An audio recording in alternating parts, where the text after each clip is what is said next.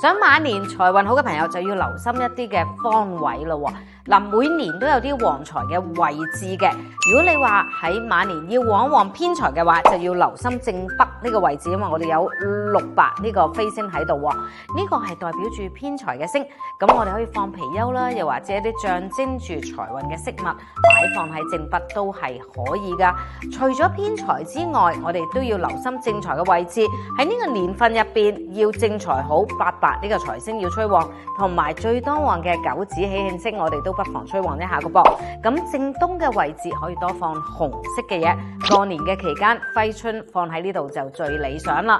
而東南呢個位置呢，九紫係而家最當旺嘅星嚟嘅，咁可以放一啲代表住果實嘅嘢啦。過年期間放一啲大金啊、大吉啊，咁除咗代表各樣嘅喜事，例如升遷啦，又或者財運方面嘅嘢，亦都係可以令我哋財運順遂啲㗎。